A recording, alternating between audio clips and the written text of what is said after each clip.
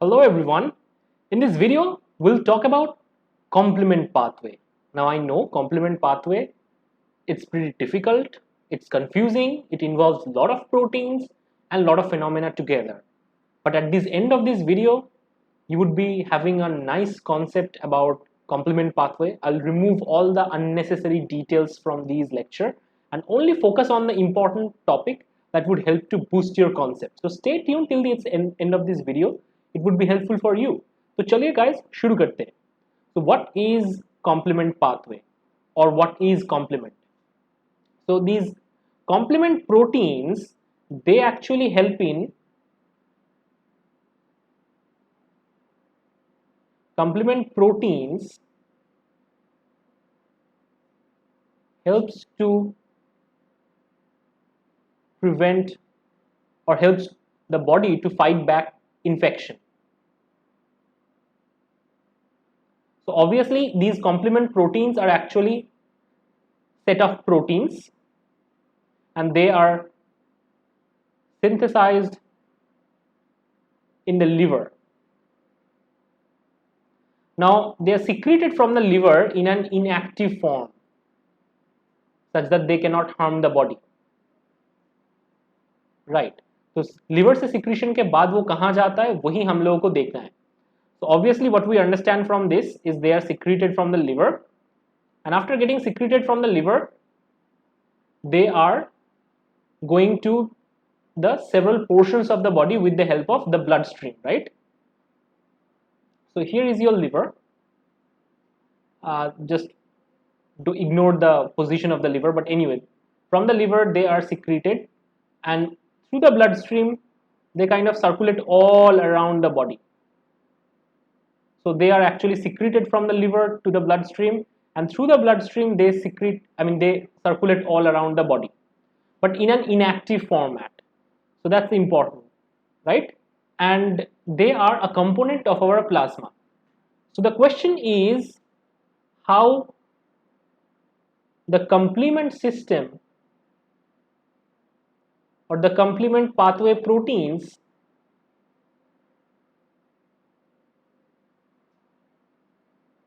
were discovered.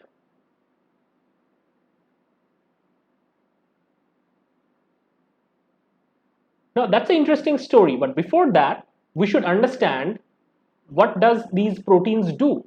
I mean the overview, the big picture, before understanding the nitty-gritty details of the pathway and how one protein interacts with each other. Let's look at what is the overview. So this complement pathway can do many things. So let's look at their function.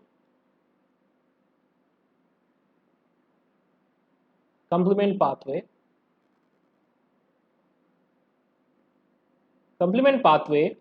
can lead to opsonization,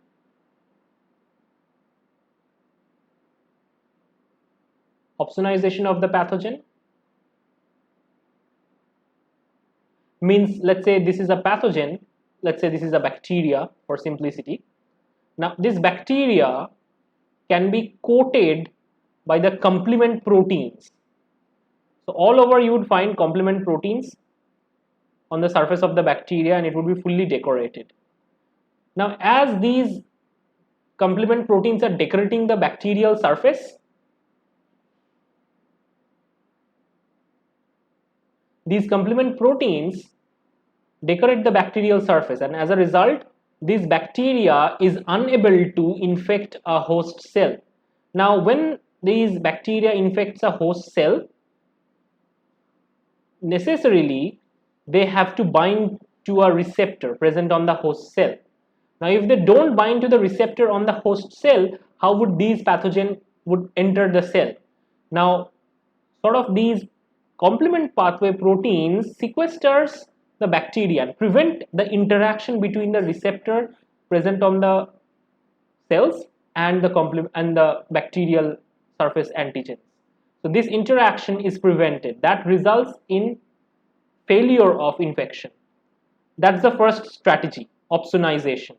Now, second strategy that complement protein pathway does is basically creating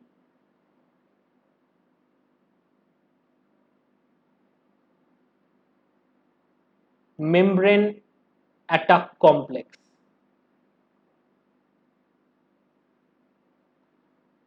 So what does membrane attack complex mean? So if this is a bacteria, then what happens is these complement proteins can eventually form a pore-like structure on the membrane.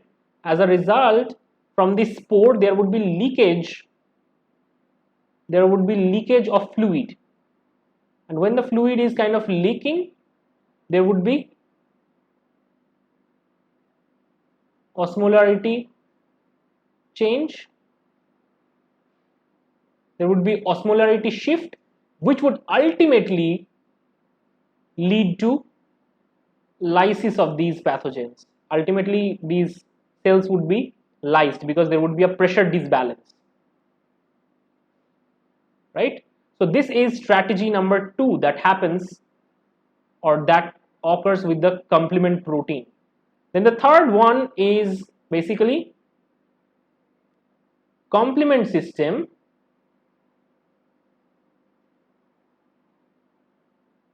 can evoke inflammation. The inflammation is a good thing. It helps us to protect. It helps our body to protect against microorganisms. So it's not necessarily be bad. So what really complement protein does is to create more permeability in the blood vessels. So once these blood vessels are more permeable, blood cells such as the neutrophils, monocytes, they can now move out. So the neutrophil which is circulating inside the blood vessel, now these neutrophils can traverse their way out and come into the site of infection to fight the pathogen. So that's the good part about complement system and coordination with the inflammation. And the way complement system does it by anaphylotoxins. Okay, so complement system has proteins which are modified to make anaphylotoxins. These anaphylotoxins are the key mediators of these inflammatory process. Anaphylotoxins are received by several cell types, and a broad variety of responses are mediated. By the endothelial cells, they are sensed, and the capillary permeability increases such that other cells can come in. These cells include monocytes and neutrophils, such that monocytes can come out in the tissue space and it can become macrophages, right? And together they can now fight the pathogen, right? They can really fight the pathogen. So okay, these are the 3 strategies by which you can see that complement pathway can occur. So these are the 3 basic pathways or the basic scheme by which complement system works. So now let's look at each of these things in bit more details. But before that, let me tell you how exactly complement cascade occurs. The pathway, the events, the chronology of these events, all of these things, okay? Now actually there are 3 pathways of the complement system, which are namely, this is the first round of understanding that we had right now, the events, the phenomena that happens. Now complement pathway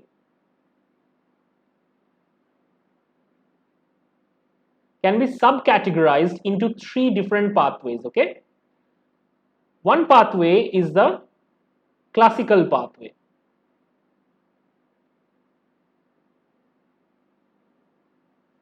The second pathway is the alternative pathway.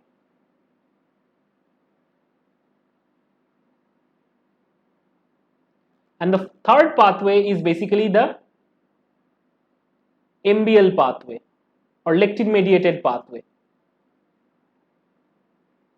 Okay, so all of these pathway has their customized protein. For example, the MBL pathway utilize several proteins such as MBL, which are nothing but mannose binding lectin. Now lectins are generally proteins which bind to polysaccharides. So all the polysaccharide antigens could be determined by this MBL. Apart from MBL, there would be phylcholine, and other proteins such as MASP1, MASP2. So a lot of proteins are involved, but actually this pathway is not so difficult. Actually, it is very simple. And all of these pathway has a common trend because they converge it into a common step. So let us look at that. But before, let us finish understanding the basic components of these pathways. Now, in the classical pathway, you have antibody against a bacterial or viral pathogen. Along with the antibody, you have other molecules which are known as C1q, C1r, and many other complement receptors. Okay, so C1 complement C1q and also C1r. So all of these things are actually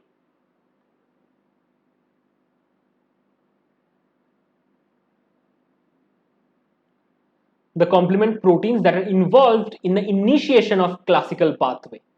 The execution of this pathway requires some common set of protein that we would look at, but really we really don't need to understand so much details of these protein names and what they do.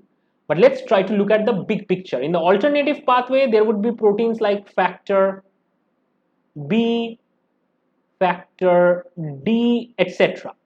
And we'll also talk about alternative pathway in details for this video. Now, whatever this pathway may be, they converge into a common step. So in order to understand that, let us draw a big picture of a bacterial surface. So this is the surface of a bacteria. Yeah, this is basically the surface of a bacteria, and on top there would be a lot of antigens present here, which are depicted as black dots here. Now, the antigen types could be diverse. There could be protein antigen, there could be also carbohydrate antigens like these one, the red ones. The polysaccharide based antigens are also possible. So all of these things are present in the surface of the bacteria. Now let me tell you, all these complement protein, they mount a non-specific response. That means if there is a bacteria which is gram positive, right, or a bacteria that is gram negative, there would be no difference in terms of the response. The response is pretty similar, so it lacks specificity, or the specificity is very limited. So obviously, according to the classical pathway, first of all, with these proteins, the antibodies would bind. Okay, so antibodies would bind. You can see against this antigen there is a specific antibody, and this antibody is binding to this antigen. Now, along with these antigen, these proteins which are actually known as C1q, these proteins would bind. Okay, C1q and C1r, C1r and C1q. So all of this complex leads to cleavage of further proteins, and all these proteins are pretty important for further progression. So let us look at what proteins are cleaved. So this complex lead to cleavage of C2 into C2b and another version C2a. Similarly, this protein leads to cleavage of C4 into C4a plus C4b. Now these C4a and C4b, they have different functions. So C4b gets attached to the membrane along with C2a. Now that forms, or sorry, C2b. All the B's get attached to the membrane. Now this complex is known as convertase, C3 convertase. So all of these pathways are, these pathways are very different, but all of them converge into this C3 convertase step. Okay, they converge into C3 convertase step. Now what does C3 convertase do? As the name suggests, it's a C3 convertase, right? So it would convert C3 into again C3b plus C3A. Now this C3A is a potent anaphylotoxin, okay? So the C3A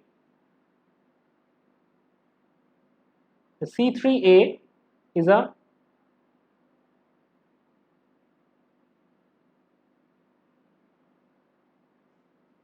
anaphylotoxin. So obviously it would evoke some inflammatory response in the body, but before that we'll look at what is the function of C3B. Actually C3B gets associated with this complex. Now along with these things, the C3B, C2B, C4B, all of these things together is now known as a C5 convertase. Now with these three components, this is known as C5 convertase. As the name suggests, it would again convert C5, right? So C5 gets converted into C5A and also C5B. C5A again works like an anaphylotoxin. So both these anaphylotoxins, C3A and C5A, this leads to inflammation. Okay.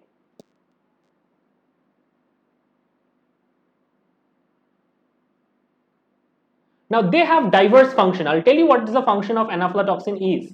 We already know that anaphylotoxin increase the capillary permeability and allow the extravasation of neutrophils, monocytes or other blood cells into the site of infection, right? So this is one of the job of anaphylotoxin. So here is a circulating neutrophil. Now this neutrophil can squeeze itself out and reach these tissue space to fight this bacteria or engulf these bacteria, right? So basically they help in neutrophil extravasation. Other than that, there would be macrophages nearby, right, in these tissue space. Now these anaphylotoxin can signal the macrophages in different way. Now these macrophages, they have specific receptors, both macrophages and neutrophils. These receptors are nothing but C3A, C5A receptors. These are chemokine receptors, okay? So it is present in both neutrophil, macrophages, dendritic cell, all these cell type. So it's C3A receptor, C3A receptor. So all these things can bind to the anaphylotoxins, right? These things binds to the anaphylotoxin and evoke. This leads to secretion of inflammatory cytokines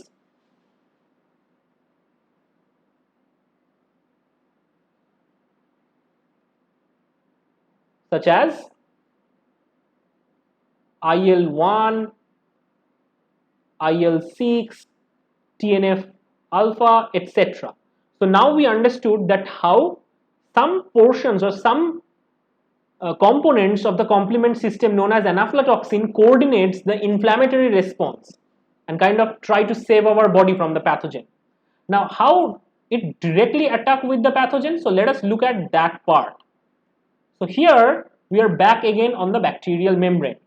So now we knew that from C5A and C5B was produced from C5, actually the complement protein C5.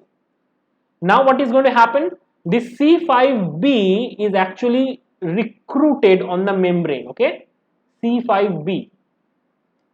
Once it is recruited, it recruits other components, many other components such as C6, C7, etc. And that leads to formation of the membrane attack complex, right? So they would recruit bunch of proteins such as C6, such as C7,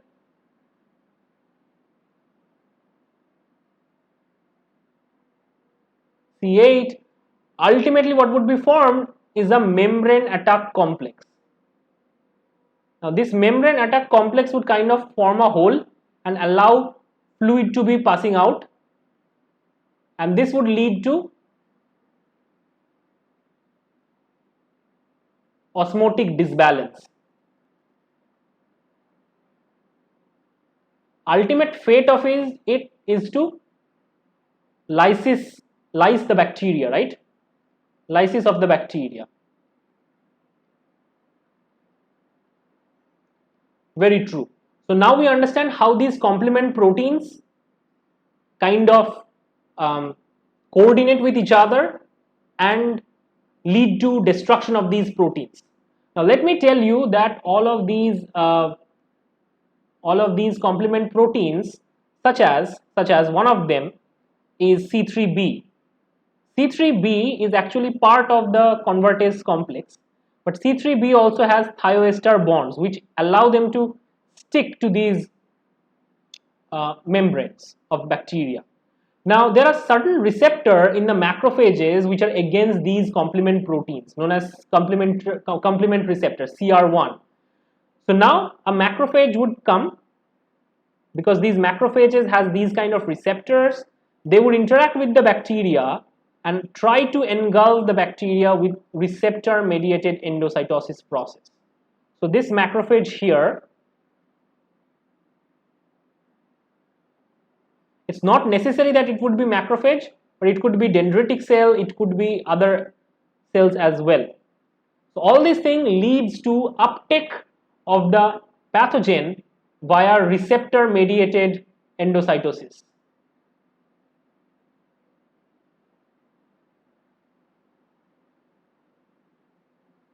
And inside the macrophage, they would try to kill the pathogen or try to neutralize the pathogen. Obviously, this complement system, as we have already discussed, coordinates with macrophage and allow this macrophage to secrete hell load of cytokines which are inflammatory in nature. These inflammatory cytokines would protect the body and evoke inflammation such that these infection can be resolved soon. Right? Now, we started basically with the classical pathway. Now, be it classical pathway or be it a mannose binding lectin pathway or an alternative pathway, everything converts or converge into the C3 convertase complex. Now, this C3 convertase complex is really important because all of these pathways funnel down to that, right? And the outcome is same: membrane attack complex generation, also allowing the macrophages to uptake the pathogen by its CR receptor, CR1 receptors that interacts with these complement proteins. So this is how we understood how the bacteria could be opsonized or not allowing, which would not allow the bacteria to get into a cell or cell to infect. Now we also looked at that these bacteria can be lysed with the help of membrane attack complex generation, which is a sequential step and can be happened by classical, alternative or MBL pathway. And ultimately this complement protein has complementary receptors in macrophages, dendritic cell, etc., all these phagocytotic cells. So ultimately these pathogens can be uptaken and can be destroyed. So this is how complement system actually works. Now let me tell you an astonishing story. Let me really make you evoke your interest. So people really didn't know about these complement pathway initially, okay? So initially what happened is like people knew that there was antibodies.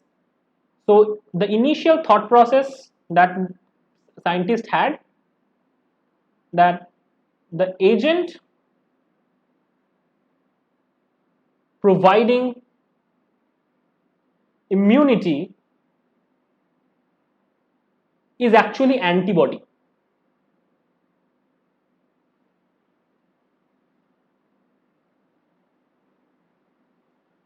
But around 1890s, there was one scientist known as Jules Bordet, who was a Belgian scientist, who first showed that other than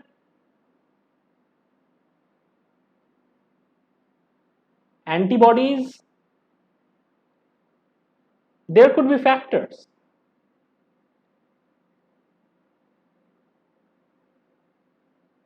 which gives us protection. So his experiment was very simple but yet elegant.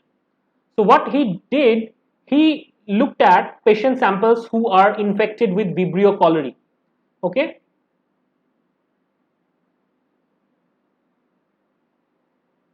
Vibrio cholerae patients he checked. Okay, and he saw when infected patient sample is or serum is added to a bacterial culture of Vibrio cholerae,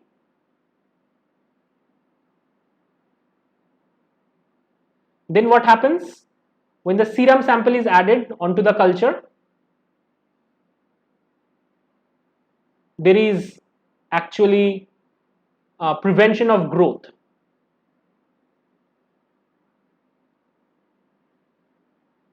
Yeah.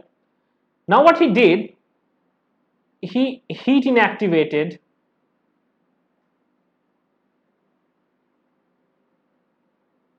the serum.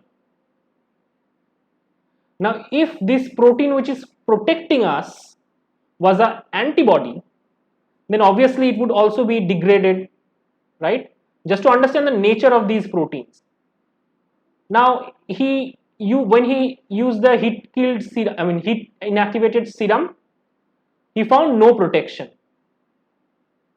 And everybody said, what's new about it? It's pretty understandable that antibodies are the key protecting factor. They are protein in nature, so whenever you increase the temperature, they would be denatured, they cannot provide any protection. But the revolution comes when he added these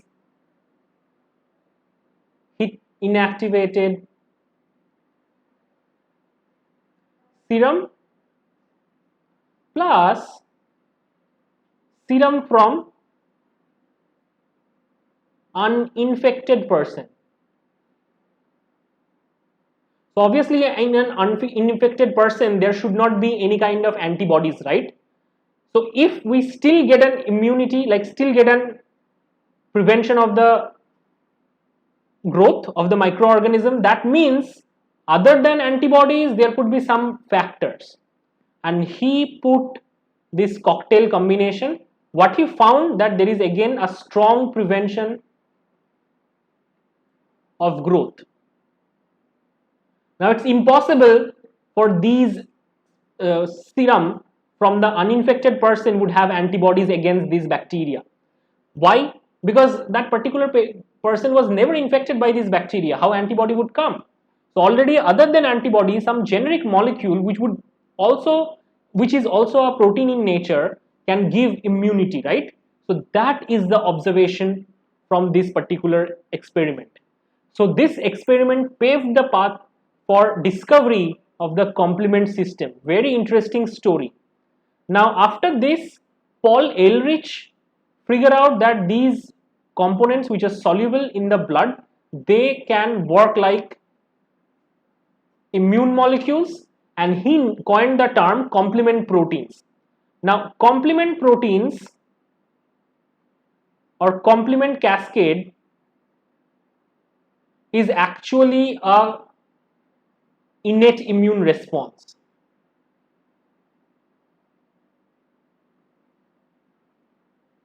Yeah. And as I mentioned earlier, that they lack specificity. That simply means that if you have a gram-negative bacteria, gram-positive bacteria, a virus, or a different kind of bacteria inside your body as a pathogen, then all of the responses would be some kind of similar. There is nothing customized responses just like we have in case of antibodies. Antibodies are always specific towards that particular antigen.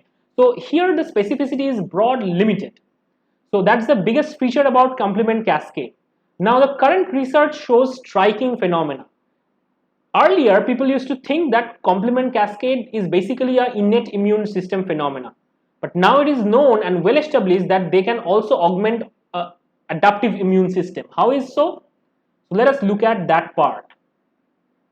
So we know that in a B cell which has undergone some kind of training in the bone marrow would be still immature until and unless he would encounter a pathogen. It would be known as a naive B cells, which have the membrane bound IgM receptor, which would have CD21, which would have CD19, etc. surface receptors. Now what happens is these complement protein,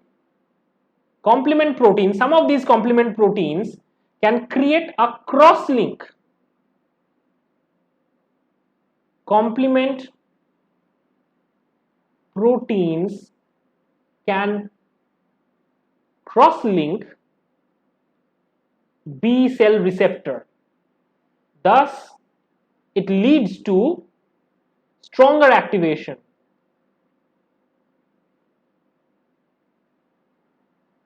So not only the complement protein give rise to innate immune responses, here we saw the complement protein can give rise to augmentation of the adaptive immune response. So this naive B cell after activation would be activated B cell, right?